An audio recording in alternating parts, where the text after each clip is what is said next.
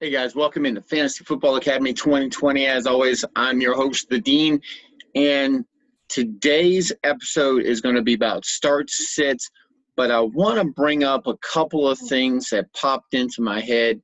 With all of this 2020 COVID pandemic that's going on and all the social injustice talk that's out there, there's a couple of things that I, as a 46-year-old white man, would like to bring up. And no, I'm not going to get on some rant about, how it's all one-sided and all this stuff. So just want to bring up a couple of questions for you.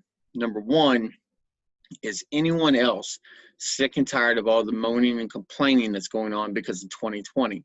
You know what I'm talking about. I was so bored. I gained so much weight during the pandemic. During quarantine, gain weight because you didn't know what to do and you didn't know how to go about your day, didn't have this discipline to go exercise in your house, do a few setups, get out and walk around.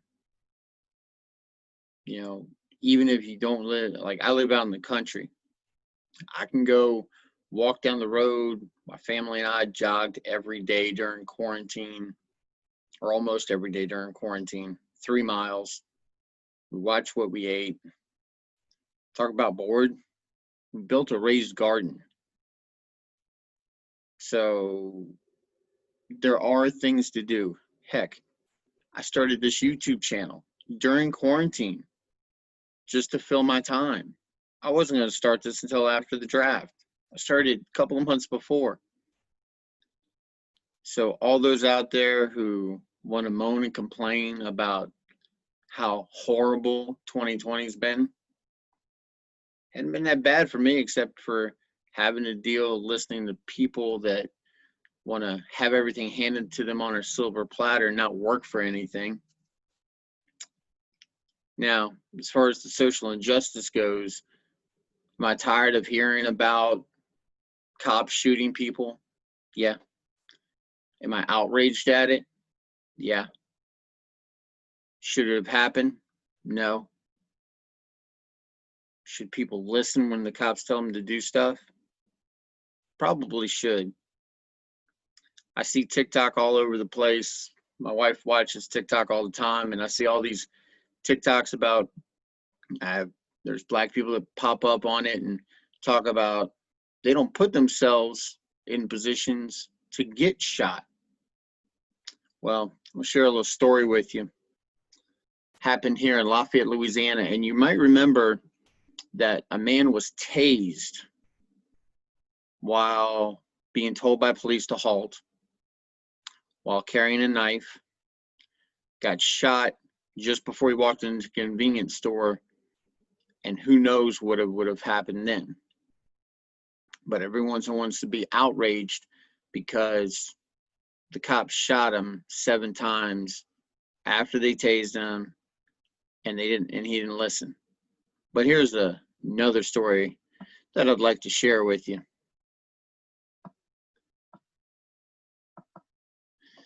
This is Josh Ergamazana, and if I'm saying the last name wrong, I apologize, with his newborn infant son. You might think, oh, this is a nice picture, very heartwarming. Here's the sad part, though, is that Josh was shot being a Domino's pizza delivery driver in Lafayette, Louisiana in the beginning of September while on a delivery by a teenage female. Now, the story never tells you whether the assailants are black, but I will guarantee you that if Josh was black and he was shot by a cop, this would be all over the news. National news, not just local. If Josh was black and his assailant was white, this would be a different story. My question is this: why does color matter? Why does the color of someone who got shot matter? A life is gone. A husband and a father is lost. and someone took that life. That's all that should matter. Think about that as you're ranting and raving about the injustice that exists in our world. Just a little food for thought today. So, guys, let's get into what this channel is all about, which is fantasy football. So, hopefully, this is a little break for you guys from all of the craziness that has been 2020. Last night, Patrick Mahomes did what Patrick Mahomes does. So, with that said, let's go ahead and take a peek at what exactly Mahomes did. Now, if you had him on your fantasy squad, you might have been tempted, to bench him because he was playing the Ravens, the #1 defense in fantasy.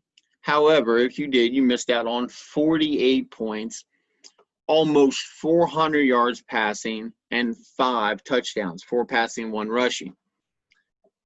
Look, this is what you expected from Patrick Mahomes. What you didn't expect this week was maybe Tom Brady going almost 303 touchdowns against Denver. What you might not have expected was Ryan Fitzpatrick with 3 touchdowns and almost 30 fantasy points. So, if you were fortunate enough, and Joe Burrow right there rounds out the top 12 with 312 yards, 2 touchdowns, and almost 25 points in fantasy. Now, Burrow was a start of the week. It was against Philly. He is, if he's not a stable in your lineup, if you have him on your roster, you better have one of these quarterbacks who are performing at a higher level than he is if you are going to start him, or they have a better matchup. And remember, we talk here about environmental roster management, okay, guys? So, starts of the week, we're going to go with, I'm going to give you guys three players, both 3 sit, 3 start at each position.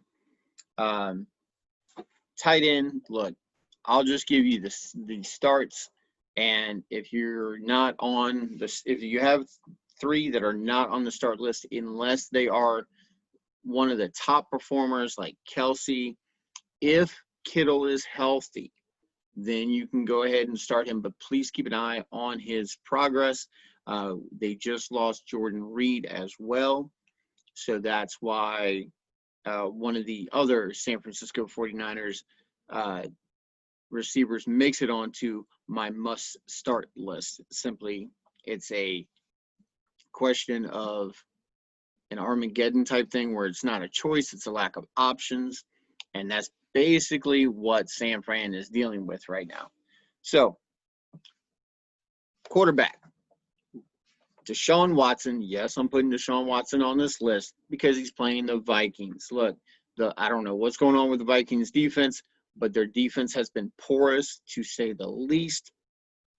This week, Kirk Cousins actually did perform well, but you're going to need another performance before you can confidently start Kirk Cousins. Next one, Ryan Fitzpatrick. They're going up against Seattle. Now, if you've watched the Seattle games, you've seen the offense outshine the defense for once, because usually it's the Seattle defense that is actually doing all of the work, and the offense just basically chugging along. Russ is doing a little something. This year, they're letting, quote, Russ cook. So Russ is in the kitchen cooking up some good stuff for fantasy. Unfortunately, Jamal Adams, their defensive acquisition from the Jets, He is hurt. We're not really sure about his status as of yet, and it's something to keep an eye on, because if he is out, this defense is going to be even more porous than it's already been.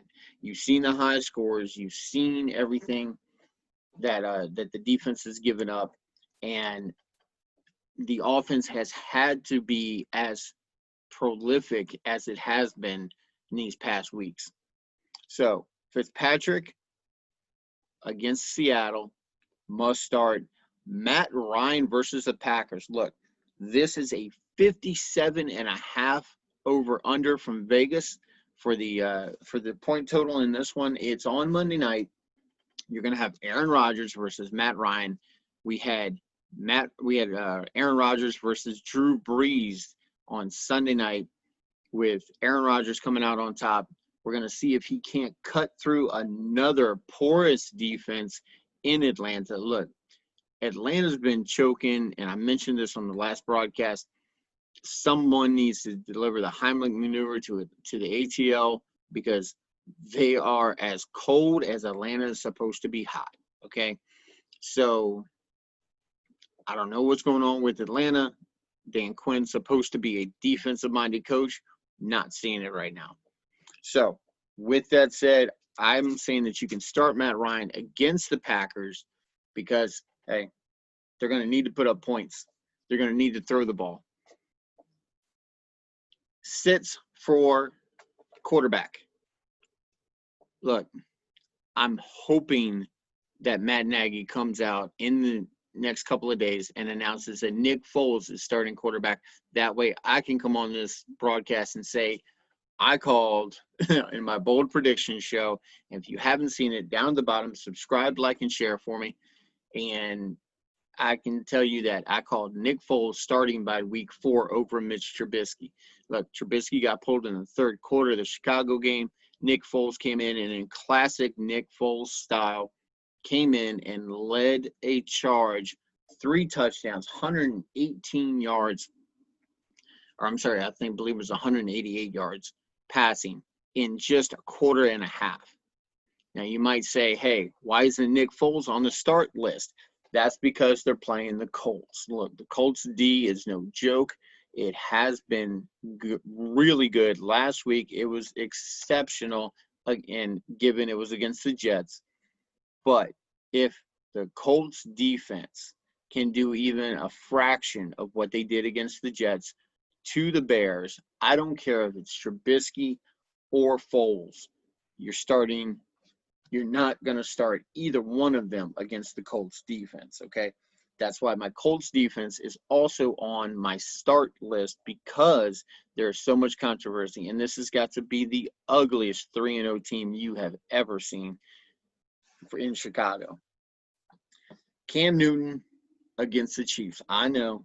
I've called Cam Newton's benching last week, or 2 weeks ago for week 2, and he went off. Last week, he was good. This coming week, for week 4, guys, we saw what the Chiefs defense did against Lamar, okay? Was able to hold him. I'm saying that the Chiefs defense can reduce Cam Newton. So if you have a better option, go ahead. If you trust your gut, and you know we talk about hashtag trust your gut on this show, go ahead and fly with Cam Newton. Just have a little lowered expectations for him. If you think that Carson Wentz is going to have a bounce back against a 49ers team that is riddled with injuries, think again. Please give Carson Wentz another week before you either stand up and hold your Philly flag and go, Carson Wentz is my guy and I'm rolling with him because I drafted him high. And look, we all had expectations for Carson Wentz this year. We saw how Buffy came in. He was coming out of quarantine. He was, he lost weight. He looked chiseled. Looked like he was going to do something this year. Then his wide receivers fell apart, okay? The only thing he has is Deshaun Jackson, and even Deshaun Jackson's dinged up, okay? Jalen Reagor's out. Alshon Jeffries may or may not come back this week. Dallas Goedert's hurt. He's left with Zach Ertz, and the only thing I want out of Philly's defense is Philly's offense is Miles Sanders in the backfield. That's it. He's coming off of injury. He's looked good.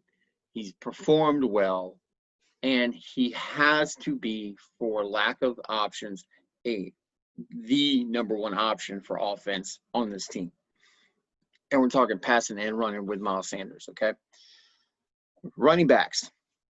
I know this first one, I preached all offseason that I wanted no part of this backfield. But with the injuries that have happened, and with the injuries that have happened even on this team, I can't help but be water and change the direction on this. Melvin Gordon, because it's against the Jets.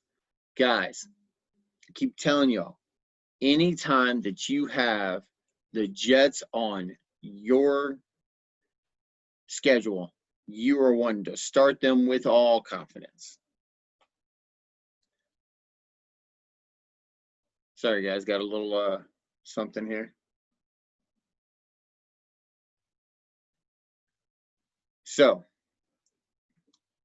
Darrell Henderson against the Jets. Look, the Rams are coming into town. They're taking on the Giants. They're taking on the Giants. Darrell Henderson looks like he is the man right now with the Chargers in L.A. I'm sorry, with the Rams in L.A., wrong team. Cam Akers still out. Don't know what he's going to be doing. Keep an eye on Malcolm Brown's health through the week. If he comes up where clean bill of health, then you might want to temper expectations, because if Darrell Henderson shows any kind of downfall, then they're going to go with a hot hand. And this is just basically a roulette backfield right now. My number 3, if you were lucky enough to pick up Mike Davis off of waivers after Christian McCaffrey got hurt, then you are in luck. They are playing the Cardinals this week, and Mike Davis is the man in Carolina, okay? My number 1 sit for this week has got to be Derrick Henry. He's playing the Steelers. Henry, he had a decent week this past week, but the first couple of weeks, he's not himself. He hasn't transformed into what the fantasy footballers, and you'll hear me quote those guys a lot because I love that show. He has not turned into Derek Yeti. When it turns colder, he gets better. So I really don't see him doing anything against a good Pittsburgh defense. So caution on that one. My next set, Josh Jacobs versus the Bills. Look, I know Josh Jacobs was probably drafted high. He's probably late first round, early second, maybe mid second. I know in our league he went late second, and that's just because somebody drafted Josh Burrow or Joe Burrow. Wonder who that could be, Nick. If you all don't know, Mr. Nick in our league of record is the president, CEO, chairman, and founder of the Joe Burrow fan club. Drafted Joe Burrow with his 2nd overall pick. Yes, I said 2nd overall pick. He made him the first quarterback off the board above Lamar and Patrick Mahomes. So, Josh Jacobs off the board versus the Bills. Look, the Bills got a great defense and an even more prolific offense. They're going to be scoring a lot of points, and Josh Jacobs could just be game scripted out for this game. Okay. My number 3, any Giant running back. I don't care who they put out there. I don't care if it's Devontae Freeman. I don't care if it's Deion Lewis. I don't care who they put out. I don't care if it's Gallman. But they're playing the Rams, and the Rams actually have a pretty decent rushing defense. So until the Giants find out who their number 1 is, I would stay away, okay? For my wide receivers, Marvin Jones versus the Saints. And I know you're probably saying, if you're a Marvin Jones owner, as I am, I know you're probably sitting there going, Marvin Jones, come on, he hadn't done anything. That's because Kenny Golladay just got back into town, okay? Give it a second. Look, the Saints have a great shutdown corner in Marshawn Lattimore, okay? But Lattimore is going to be locked on to Golladay. So what does that mean? That means they get their second best on their second receiver, and Marvin Jones shines when he's the number 2 man, okay? He had 9 touchdowns last year as the number 2 guy, which is, if I'm not mistaken, is either equal to or greater than Galladay's total. He just didn't have as many yards. But with the Saints giving up as many points as they have been, they just gave up 30 plus to the Packers. So go ahead and start him with all confidence. Justin Jefferson, breakout candidate of the week, 175 yards and a TD for the Vikings this week. Can't read my own writing here. Let's check out and see. Oh, I'm sorry. The Vikings get Houston this week. So with Houston's defense, they're missing people, and Justin Jefferson should have another monster. Maybe not as big of a game, but should have a very nice game for you. My number 3, Brandon Ayuk. Brandon Ayuk from the rookie receiver from the Giants. Look, the Giants are hurting. They don't have anybody to throw the ball to. They lost Jordan Reed, who was taking place of George Kittle. Kittle, even if he comes back, is going to be dinged up. He's going to be nursing that bone bruise in his knee. So Brandon Ayuk is going to be the man, and Nick Mullins is pretty much locked on to this guy, and he is more than capable of carrying a good amount of the load for the Niners. So Niners get the Giants. Nick Mullins, maybe a little underestimated, very adequate quarterback to at least get the ball to Brandon Ayuk, and Ayuk is going to show you why he is playing in the NFL, okay? As far as my sits of the week at wide receiver. We have Keenan Allen versus the Bucks. Look, don't know what's going on with Keenan Allen. I know last week he had a decent week, but this week against the Bucks, not feeling it. OBJ versus Dallas. Look, Dallas's D is actually getting a little better, and I don't trust Mayfield, and I don't trust OBJ. That's all I got for wide receivers, guys. I'm just going to give you 2.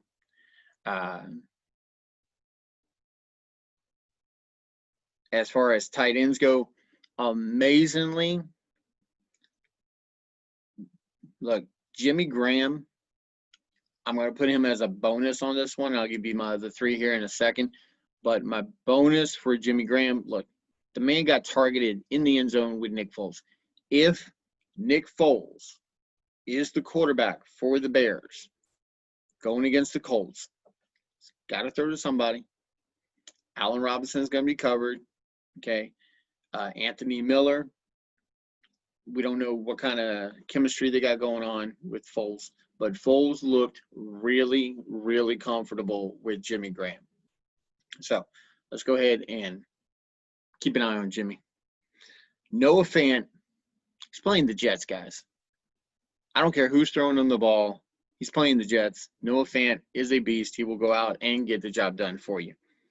Hayden Hurst versus the Packers. Look, this is going to be a very high-scoring game. Okay. As I said before, 57.5 over-under with the Packers favored in this one. This is going to get ugly point total-wise. So get you a little something. If Julio is hobbled again this week with that hamstring, look for Hayden Hurst to get a big portion or at least a big uptick in targets and receptions. Okay, guys. Tyler Higbee. Look, Higbee's going against the Giants. Need I say more? Okay. As far as defenses, you've got Denver versus the Jets on Thursday night. It's a short week, and it's the Jets. I know they're missing Von Miller, but you guys can still start them, all confidence. The Colts versus the Bears. Don't know who the quarterback's going to be. Don't know how much work they're going to be able to get in. But the Colts look good. And yes, it was against the Jets, but they still look good the week before. They were still adequate. And I hate putting this one on, but I can't skip over this. The Ravens versus Washington, coming off of a loss to KC. The Ravens defense is going to be upset. They're going to look, and Dwayne Haskins threw 3 interceptions last week and only 2 touchdowns. So that does not bode well. And there's already been rumblings about pulling Dwayne Haskins. So don't look for the Ravens to make this decision any easier for first-year coach Ron Rivera. This is going to be ugly. This is just going to – I'm not looking forward to this game. I might request to work a double this week. I don't know. But it's not going to be pretty. Sits of the week. Look, if for whatever reason you bought into the Browns defense when they were playing Cincinnati, they were playing Joe Burrow, and they still got a little nicked by Burrow. Now they get Dallas. I'm not flying with the Browns right now. The Cardinals versus the Panthers, okay? Look, the Panthers, they got their first win. Mike Davis looks like the real deal. Teddy B is doing well. So I would not be starting the Cardinals in this one. Niners versus Philly. Could this be a trap game? Possibly. Is Carson Wentz getting better? Yes. Does he have the capability? Yes. Is the 49ers extremely dinged up on defense? Oh, yeah. So with that said, I'm telling you right now, you might want to back off of the Niners just a little bit until they get some people back. Maybe pivot to a better matchup, okay? If you weren't lucky enough to snag the Colts off the waiver wire, if you weren't lucky enough to draft the Ravens defense, then go ahead and take Denver. They're out there. They're playing the Jets. You're going to get some points. So here's my asterisk with this week also. You can start any Raven offensive player that you have and any Cowboy player that you have. So we're talking Zeke, Michael Gallup, CeeDee Lamb, Dwight Schultz at tight end, and Amari Cooper for the Cowboys. For the Ravens, J.K. Dobbins, Mark Ingram, Hollywood Brown, definitely Lamar. That's a given. So you guys know that this episode right here is not going to do the obvious. You have to start Patrick Mahomes. Duh. Okay. Yes, you're going to start Patrick Mahomes. Yes, you're going to start Lamar Jackson. Okay. Yes, you're going to start D-Hop. Yes, you're going to start Devontae Adams if he's healthy. Okay. And that's the other thing. Any